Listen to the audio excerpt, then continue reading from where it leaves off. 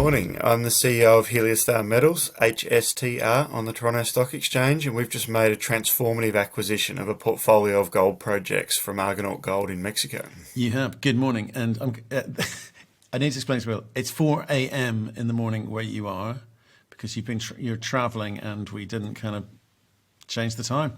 So I'll go slow. You try and stay awake. Okay. Transformative. Because last time we caught up back in March, we were talking about Unga and how things are going down in Mexico, and not getting a lot of love, and precious metal markets being sort of out of favor. What do? You keep you're like beating your head against a brick wall sometimes. So you've done something about it. So tell us about this acquisition. Yeah. So in the big picture, we've got big goals for Heliostar to become a producer, and we always have talked about that. And we've got a great project in Unga that just needs lots of capital and lots of drilling. And as you touched on, we've been in a market that hasn't supported that or hasn't responded to any of those results. So we face two choices, like most small companies. You batten down the hatches and survive, which we have done and most gold juniors are doing. You also look to take advantage of that. So you can pick up assets at much cheaper prices than you can when gold is in favour. And so we thought we could find some good assets. And we had one key view, which is they have to have robust reserves. And that's what we think we found with Ana Paula, and that's why we've proceeded with the transaction we announced on Monday. Okay, so and we'll get into it. We need to kind of park up the what's gone before, though. Okay, so what's happening with Unga? I get the market; it was not rewarding you, and being an explorer is tough, and it's a treadmill of raising money, drilling, etc. And sometimes that's a tough thing to do. And I kind of like the segue, quite frankly, into being a developer with a resource. But what's happened with Unga? Are you going to monetize that? Are you going to park it up for now? What's happening? No, so we're certainly not going to monetize Unga. We really believe in Unga. We think it's an excellent growth project. And so this will slow it down a little in its advancement relative to what it would have had if we were standalone. But I think the way we view it is Unga needed a bigger company with a lower cost of capital to show what it can ultimately become. And so we've gone out to try and become that bigger company. So it will be our growth project in our portfolio. We'll have 3 projects now, and I think it represents an excellent growth target for the company. It does, but at some point, maybe after we've talked about this, you're going to need to give the market a bit of sense of how you're funding the acquisition, how you're going to fund other growth stories in the portfolio, and multiple stories in the portfolio from a very low base, 13, 14 million market cap at the moment. So should we get into the deal and the assets and the money? Start wherever you want. Let's do that, and then I'll explain where the capital will be allocated and how we'll time it. Okay, go for it. Any order you want. Yeah, so obviously Ana Paula is the key to this transaction. We're acquiring it for a $10 million US payment and ultimately 30 million of total, so remaining 20 million in milestone payments. If you go to our website, you can see the breakdown, extension of a permit, feasibility study, construction decision, commercial production. And so they're incredibly strong terms when you look. The project's had $75 million spent on it in the last 15 years. It's transacted for over $100 million 7 years ago. So, we're getting a very good asset for a very cheap price. And our focus on Ana Paula is we see it different. So there's a 1 million ounce reserve at just under 2.4 grams per tonne. It's been seen as an open pit. And what we recognised was different is that there's a very high-grade core to this. We had a bit of an inside knowledge with JDS had worked on this, had done the decline that's into the project.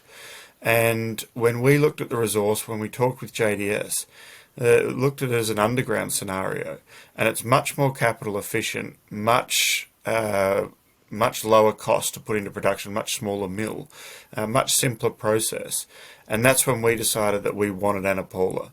So there's a PFS completed in 2017 on this asset, but we're going to rescope it as an underground for 6 months and then proceed to feasibility study. So that will be our short-term focus. Right. You picked it up from Argonaut Gold, who are sitting at 10% of their 12-month highs. Something's obviously gone horribly wrong there. Why could they not do what you're planning to do with these assets, either in terms of, open pit or underground, or technically? What was the problem for them that you're going to be able to fix, and why can you fix it where they couldn't? Yeah, the problem wasn't technical, it was focus. So the history of this project is Newstrike found it in 2010. We're riding very high, got bought out in 2015 for over $100 million. Timmins, which became Alio, permitted it, completed the PFS, but they had an operating mine in Florida Canyon in Nevada that ran into financial difficulties, and Argonaut bought them. But Argonaut was always building Magino in Canada, and they have had some hiccups in that process. So this was a surplus asset to their desire. They've basically shelved it in their time, and so we didn't have to sort of solve a problem that Argonaut couldn't solve. We're just focused on the asset in a way that Argonaut weren't. Right, but okay. How much is it costing you? 30 million in 3 tranches of 10. Is it something right? So it's 10 million up front, 5 million in a share payment on a permit, 2 on an FS, 5 on a construction decision, 8 on commercial production. Right, so 30. Okay, cool. So over a period of time, should they have been able to get more for this in the open market, or is it red book, fire sale time, and any money will do? I mean, the conversations have been going on for how long? So we started where very first contact was in March, but it started getting serious in about September. Right. Okay. I bet. Right. So now we understand. So you were the only bidder. Was it just a case of? Yeah, it was a private discussion with Argonaut. It had previously been agreed to be sold in late 2020. That's publicly released by Argonaut for $50 million, but the buying group couldn't put the capital together. So, I don't prefer competitive bid processes. It's always hard to get good value in those. So we look for scenarios and transactions where we can have one-on-one conversations and come up with better results. There was no value for the 2 assets on the books of Argonaut. So when they get their share component of this transaction, they'll realise some value for their shareholders. But we see a lot of value for our shareholders. We're going from 400,000 ounces on our books to 3.7 total, if you include the 3.2 measured and indicated and 500,000 inferred. So we think we can make a lot of we think this is a really good investment for our shareholders.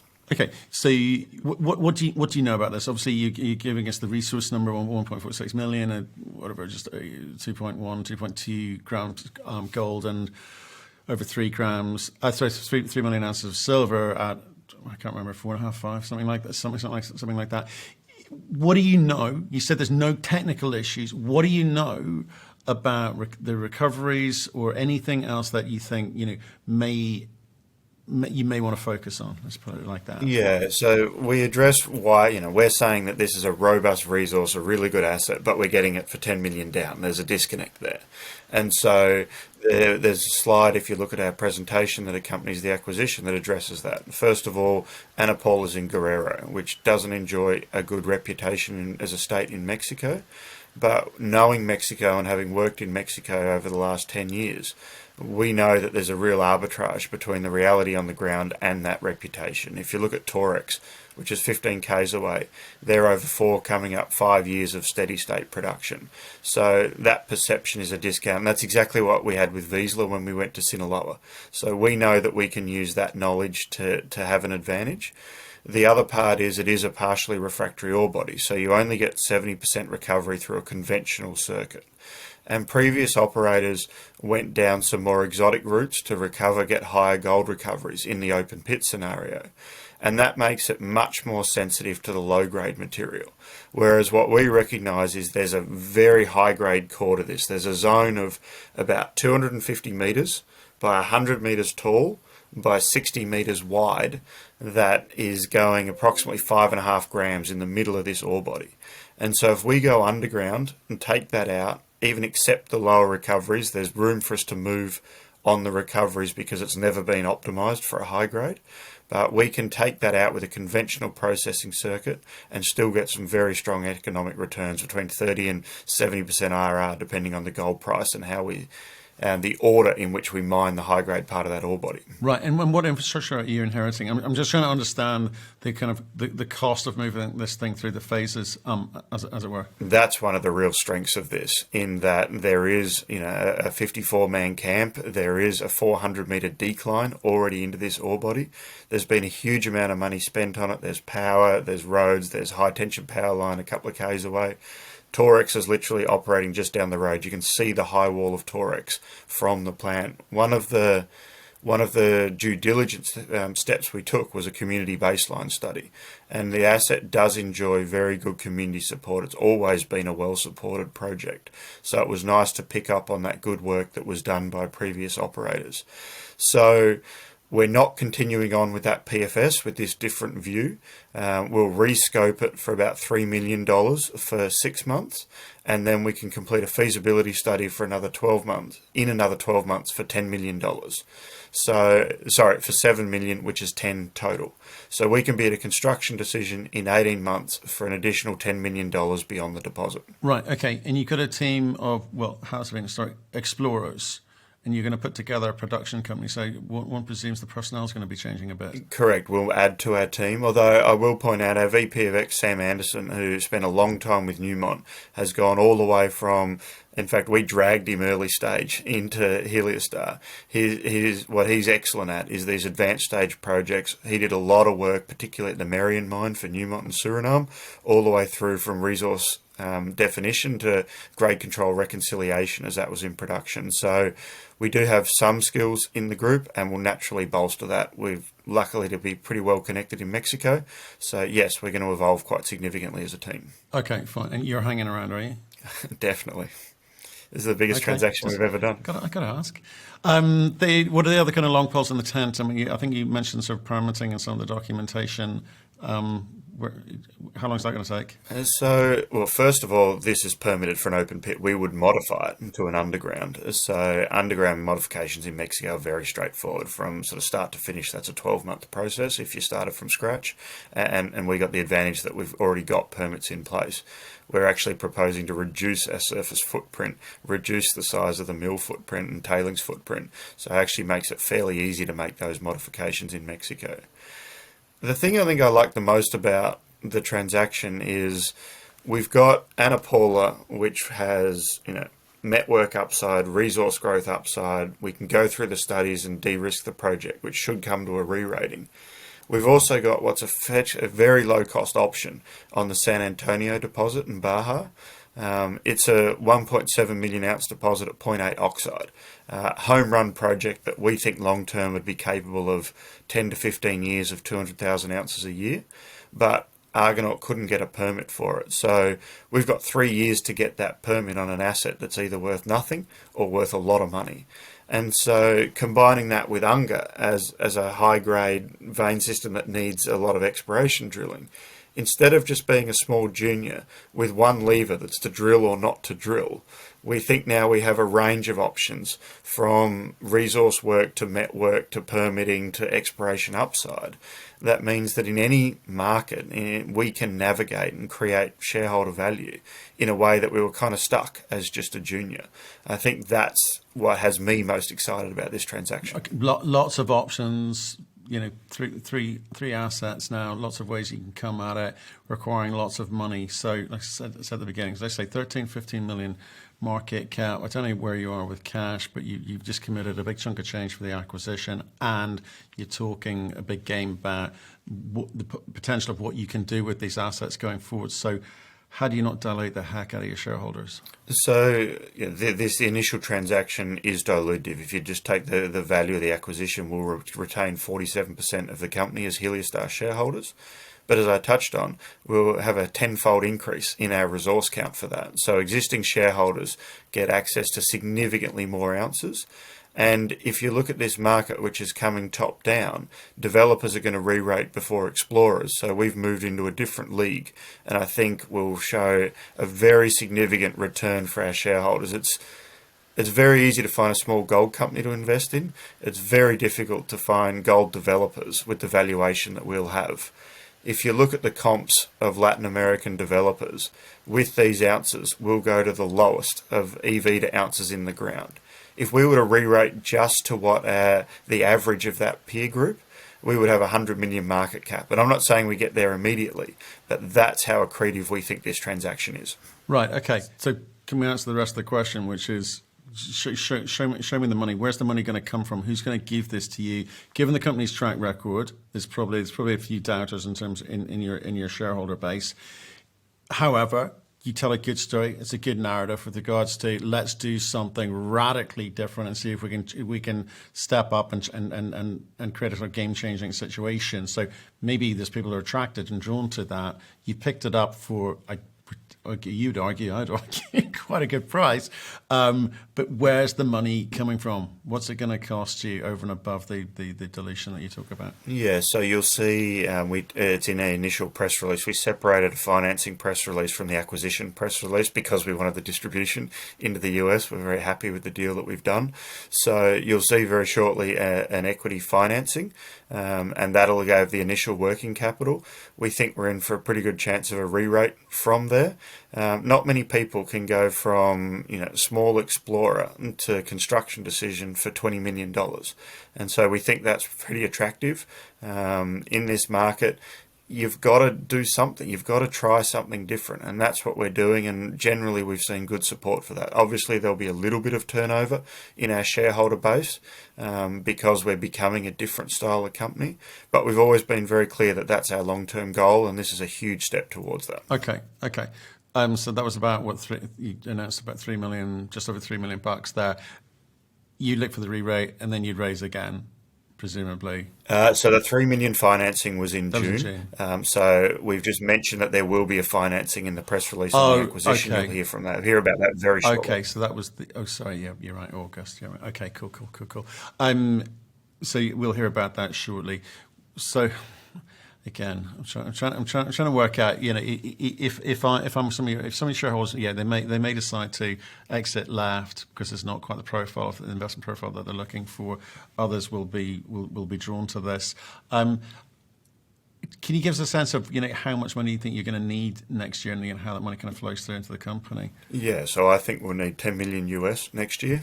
We think we'll spend 3 of that on the rescoping step, which is predominantly a metallurgical program, drilling and network focused on the high grade. That'll design the flow sheet that'll feed into the feasibility study, and then a feasibility study that'll take another 12 months, which will cost $7 million. There's a few levers if the market comes or if we get strong support. You could bring forward the extension of the decline, you could add some exploration drilling, etc. But at the core, we'll need $10 million US above and beyond the transaction to take this forward in 2023. And so we'll do that in a couple of steps. We can potentially trigger warrants. We talked to a couple of royalty companies about the potential to increase the royalty on the deposit, and we were getting very heavily discounted because we didn't have an underground mine plan. So by completing the rescoping, that opens that up as a competitive option. So there's a number of things that we can do, ways that we can approach this. But I think on any metric, we'll come out with about a 25 million Canadian EV on the transaction. We think we're in for a significant re-rate from that. So it doesn't make sense to dilute massively at this level. We need to raise enough to do that rescoping and then look to see where we're at once we've completed that or we're down that pathway. Right, okay. And again, with just on the permitting side of things, so we've seen, is this fully permitted as in it has its environmental license, etc.? There's no outstanding permits? Correct. That's one of the incredible things about this deposit. There's not many million-ounce robust reserves that are fully permitted that you can buy with a 10 million down, 30 million total. No, true. Well, I guess I'll step back. Like I said, I'm not going to go piling in because I think it's a transformative deal for you guys. Now you got to deliver it, and get the money to be able to take up the 100% option, and then you've got to get on with the business of building this thing out and telling the story in the marketplace. So I appreciate you waking up at goodness knows what time and speaking to us at 4 a.m. in the morning from Australia. Thanks. No, very happy to. This is the biggest deal that we've done as Heliostar. It's a huge leap forward, and we believe in the project, and we think we can make a lot of money taking it through those steps that you just talked about.